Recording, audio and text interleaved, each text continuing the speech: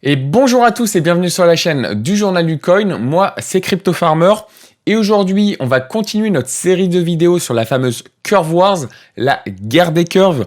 Donc, la semaine dernière, je vous ai fait une première vidéo où je vous présentais justement Curve et le token de gouvernance de la plateforme, le CRV. Et aujourd'hui, on va analyser Convex, qui est une plateforme qui se place au-dessus de Curve. Et on va le voir qui influe la gouvernance de Curve Finance. Alors, petit rappel rapide sur l'utilité du jeton CRV. Premièrement, ça va être un jeton qui va vous donner du rendement sous deux formes. Premièrement, vous allez avoir une collecte des frais d'échange qui est fait sur la plateforme Curve Finance. Et deuxièmement, de manière occasionnelle, vous allez pouvoir avoir des airdrops. Le jeton CRV a deux autres fonctions. Avec le système de gauge, vous allez pouvoir booster vos pools de liquidité, c'est-à-dire que vous allez pouvoir augmenter votre rendement sur vos pools de liquidité, voilà, si vous êtes rentré en farming dessus. Et également, la dernière utilité du token, c'est que vous allez avoir un pouvoir de vote pour diriger l'inflation du jeton CRV. Je vous le rappelle, c'est un jeton inflationniste, c'est-à-dire qu'au fur et à mesure du temps, il y a de plus en plus de CRV et ce sont les personnes qui possèdent aujourd'hui du CRV qui peuvent décider sur quel pool de liquidité ces jetons CRV vont être distribués. Dans la vidéo de la semaine dernière, on s'était arrêté sur une question.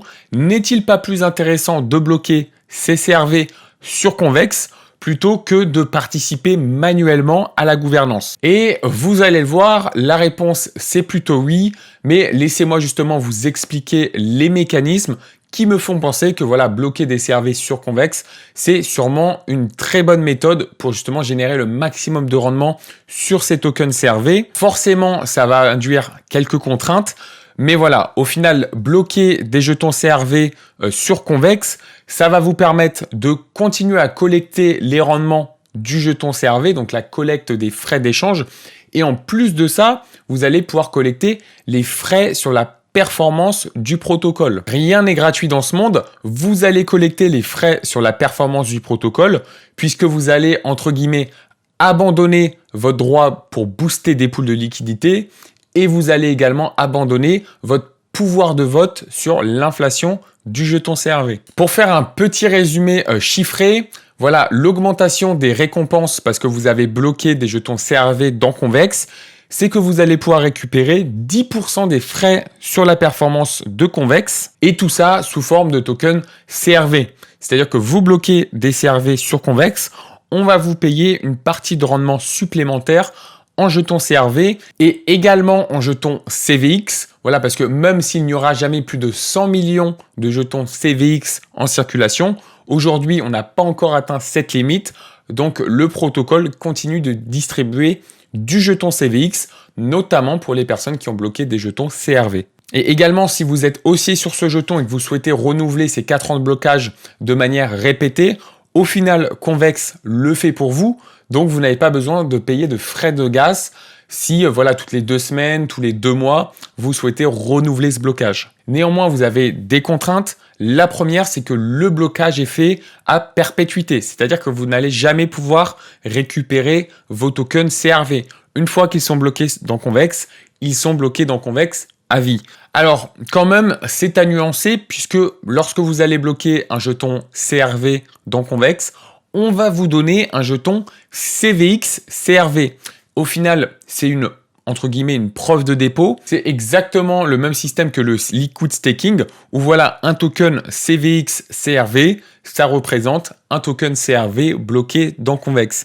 Et forcément, il y a un marché secondaire où il sera possible d'échanger les CVX CRV pour des jetons CRV et ça, je vous montre ça juste après. Et si vous êtes un plus petit portefeuille et que vous souhaitez bloquer des CRV dans Convex, on n'oublie pas qu'on est sur la blockchain Ethereum, donc forcément, il y aura une taille de portefeuille minimum à respecter puisque il faut savoir que les frais de blockchain, même si en ce moment ils sont bas, je pense qu'un blocage comme ça de CRV peut coûter des dizaines et des dizaines, voire peut-être une centaine de dollars. Très concrètement, comment ça fonctionne? Je me suis rendu sur le site de Convex Finance, j'ai connecté mon wallet Et si demain vous souhaitez bloquer des CRV, c'est littéralement sur la page d'accueil. Si par exemple on voulait bloquer 5000 CRV, on aurait simplement à mettre 5000. Alors forcément, comme je ne les ai pas dans mon wallet, c'est impossible de le faire, mais vous avez juste besoin d'approuver, de convertir et de staker. Voilà, il y aura 3 transactions à signer. Et de cette manière, vous allez collecter toutes les récompenses suivantes. Donc 14% en token CRV, donc ça provient des frais de performance de Convex. Vous allez avoir 16% grosso modo de CVX, donc ça c'est la distribution du token de gouvernance. Et ensuite les 3 CRV, voilà, c'est un LP token qui représente de l'USDC, de l'USDT et du DAI, donc c'est du stablecoin, donc à hauteur de 5%.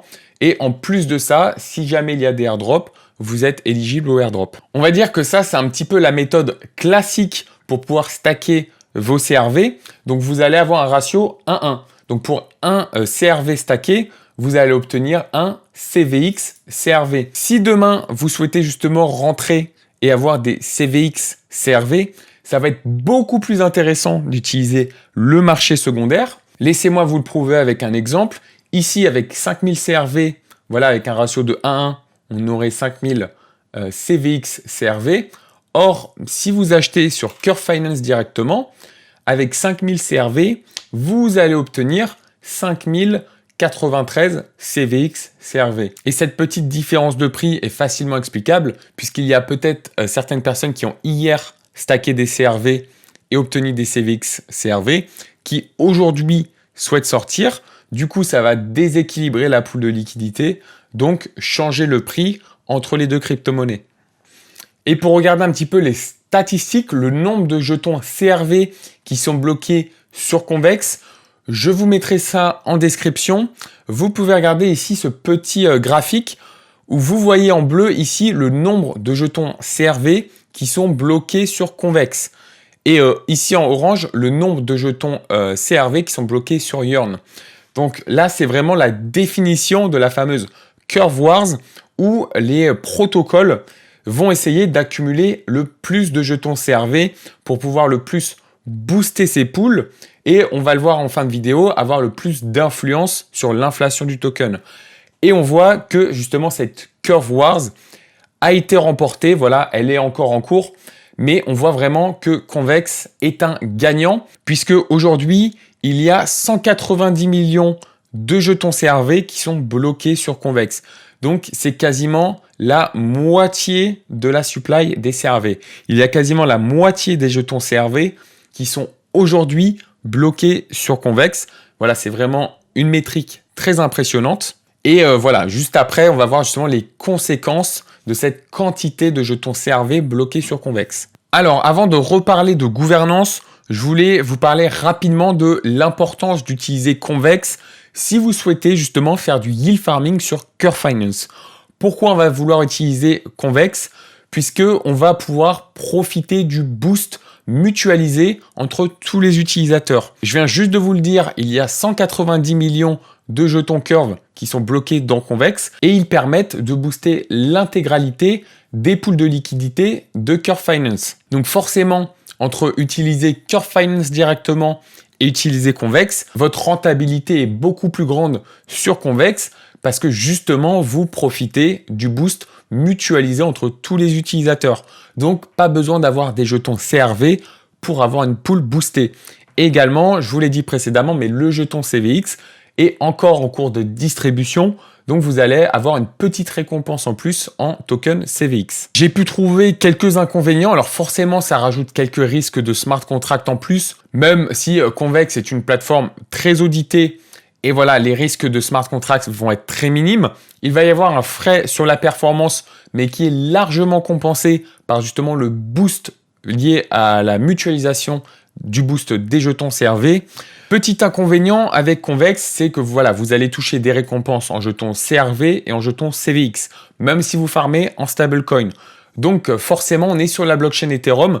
Donc si vous n'êtes pas une whale, ça va coûter très cher pour composer ces rendements. Et malheureusement, sur Ethereum, les protocoles qui permettent justement d'automatiser la composition de vos rendements, voilà les fameux yield optimizers, Ceux qui sont sur Ethereum, les Yearn Finance, les Harvest Finance prennent beaucoup de frais. On parle entre 20 à 30% de frais sur la performance. Donc forcément, si jamais vous utilisez un produit type Yearn Finance sur la blockchain Ethereum, ça va prendre une grosse partie de vos rendements. Pour vous montrer un petit peu comment ça marche, justement, Convex Finance en tant que farmer. Alors, on est sur la blockchain Ethereum, donc je ne vais pas faire les manipulations en direct. Mais si demain, par exemple, je voulais farmer sur la paire Ethereum Curve. Vous voyez que maintenant Curve a des pools V2. Donc avant, c'était que des pools V1 qui étaient justement que en stablecoin. Maintenant, il y a des pools V2 justement qui sont optimisés pour l'échange entre des crypto-monnaies volatiles.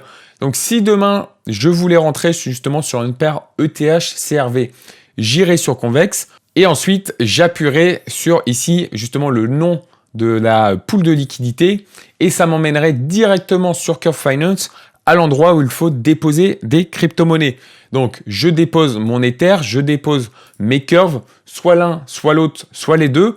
De toute façon, si vous déposez que l'un ou que l'autre, Curve va se charger pour vous de faire un swap pour que ce soit justement égalisé par rapport à la composition de la pool de liquidité. Donc ici, que vous arriviez 100% Ether ou 100% CRV, vous aurez grosso modo 50% l'un, 50% l'autre. Ensuite, il faudra appuyer sur Deposit. Surtout, on ne fait pas Deposit et Stake in Gauge, puisqu'on n'a pas envie de staker nos LP tokens sur Curve Finance. Les LP tokens, on va les staker sur Convex. Donc, on fait juste une action de Deposit. Ensuite, on peut retourner sur Convex. Convex va détecter dans notre wallet nos CRV, ETH, CRV. Donc au final, ça c'est le LP token, la preuve de dépôt comme qu'on a bien déposé de la liquidité sur Curve Finance. Ensuite, on aura simplement à approuver, à faire une transaction pour déposer et une transaction pour staker nos LP tokens. Et ensuite, de cette manière, on touchera le rendement de la pool de liquidité qui est essentiellement composé de jetons CRV et de jetons CVX. Pour finir la vidéo, je voulais absolument qu'on parle du jeton CVX. Donc on a compris que la possibilité de boost ces pools de liquidité, Convex va l'utiliser de manière la plus optimale pour booster au maximum les pools de liquidité, donc avoir un rendement le plus élevé, générer le plus de frais de performance pour Convex, mais on n'a pas parlé par rapport à l'utilité du jeton CRV, donc le jeton de Curve, du pouvoir pour contrôler l'inflation. Car au final, certes, le jeton CVX, ça va permettre de collecter les frais sur la performance, donc ça correspond à 3 ou 4% de rendement par an, mais la vraie utilité du jeton CVX, ça va être au final le contrôle de la puissance de vote de tous les CRV verrouillés sur Convex. Je vous le rappelle, il y a 190 millions de CRV bloqués sur Convex. Ça représente quasiment la moitié des jetons CRV en circulation. Donc, vous comprenez bien la puissance du jeton CVX. Puisque, en fait, un jeton CVX, ça va être, entre guillemets, 5 à 6 jetons CRV en termes de puissance de vote. Quand on parle de la Curve Wars, donc la guerre pour les jetons Curve, on parle justement de cette puissance de vote pour rediriger l'inflation, puisque cette puissance de vote va être très importante, puisque si on peut rediriger l'inflation sur sa pool de liquidité de son stablecoin ou sa pool de liquidité de sa crypto-monnaie volatile, forcément, ça peut faire prendre en valeur cette crypto-monnaie ou faire augmenter ce nombre de stablecoins en circulation. Petite parenthèse, si vous voulez savoir un jeton CVX, ça contrôle combien de jetons CRV, sur la même page que je vous ai montré tout à l'heure, vous avez ici ce ratio CRV-CVX. Donc aujourd'hui, il est noté ici, il tourne autour de 5,1. Donc aujourd'hui, un jeton CVX, ça permet de contrôler la puissance de vote à hauteur de 5,1 jetons CRV. Et vous comprenez bien que justement, cette puissance de vote a une valeur économique. Et c'est ce qui va nous amener à notre troisième vidéo sur les fameuses bribes, les pots de vin en français. C'est la possibilité de vendre la puissance de vote contre des pots de vin, donc contre d'autres crypto-monnaies. Au final, même si vous êtes un particulier, même si vous n'avez pas forcément justement envie de voter sur tel pool de liquidité, voilà, donner plus d'inflation pour ce token, ce stablecoin, vous pouvez participer à la Curve Wars, par exemple en achetant du jeton Curve pour le bloquer sur Convex, ou par exemple en achetant du jeton Convex pour pouvoir collecter les bribes, pour pouvoir collecter les pots de vin. Mais voilà, vous l'aurez bien compris, ça va être le sujet de la semaine prochaine. Donc j'espère que vous avez apprécié cette vidéo sur Convex. N'hésitez pas à laisser un abonnement et un gros pouce bleu. Nous, on se retrouve la semaine prochaine pour la vidéo sur les bribes. C'était Crypto Farmer. Ciao!